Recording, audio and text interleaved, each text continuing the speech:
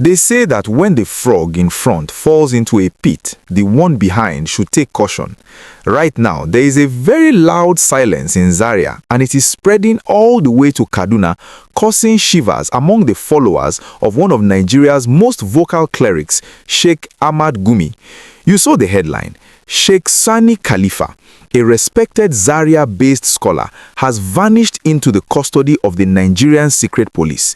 He has been held for over 3 weeks, his location is unknown, and the reason for his arrest reads like a script from a spy movie. But the biggest question on everyone's lips today is not just about Khalifa, it is about who comes next. If a scholar can be picked up because of a bank transaction with a soldier, is Sheikh Gumi, who openly communicates with bandits and military figures alike, walking on a razor's edge? We are going to take you deep into this developing story. We will break down the trap the government set to catch Sheikh Khalifa, how they used his own bank account as bait.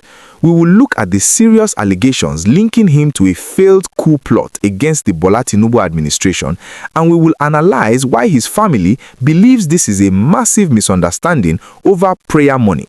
And most importantly, we will connect the dots to Sheikh Gumi and why analysts believe the government might be closing in on clerics who know too much. If you want to understand the high-stakes game of national security playing out in 2026, please do me a massive favor and smash that like button right now. It helps us protect the truth. And if you are not yet a subscriber, click that subscribe button and turn on the notification bell. You need to be here as we track every twist in this saga. Let's start with the disappearance. Unlike the dramatic raids we are used to, Sheikh Sani Khalifa wasn't taken from his home in the middle of the night. He was lured. According to sources close to the family, it all started innocently. The sheikh tried to access his bank account only to find it frozen. No warning, no court order, just a red flag on the screen. When he went to his local branch in Zaria to complain, they told him, "Sorry sir, you have to go to Abuja to resolve this." Now, we know that in Nigeria, when your bank tells you to go to Abuja for a simple freezing issue, you should be very, very careful. But the sheikh went, and that was the last time he was seen as a free man.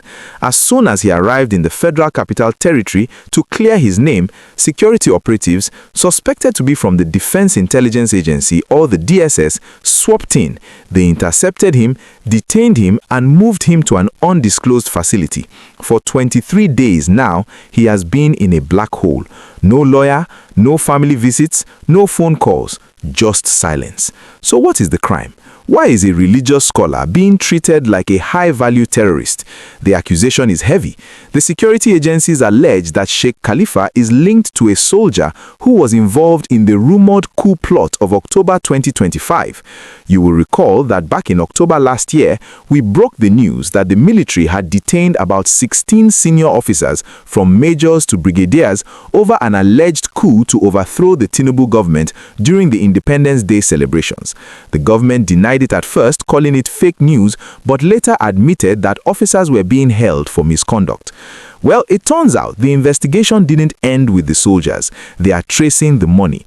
The authorities claim that one of the accused soldiers transferred 2 million naira to Sheikh Khalifa's account. In the eyes of the intelligence community, this money looks like funding for a plot or perhaps spiritual consultation for a treasonous act. But the Sheikh's camp has a very different story. A source close to the investigation explained that this was purely a spiritual transaction, not a political one. They claim the Sheikh didn't even know the soldier personally. It was a student of the Sheikh who introduced the soldier over the phone. The soldier, facing personal problems or perhaps seeking protection as they often do, asked for prayers. He sent the 2 million naira as a gift or sadaka for the blessings. In the religious circles of northern Nigeria, this is standard practice. People send money to malams for prayers all the time. But now the government is saying that anyone who touched money from these coup plotters is a suspect. This brings us to the Gumi factor. Why is this terrifying for Sheikh Ahmad Gumi?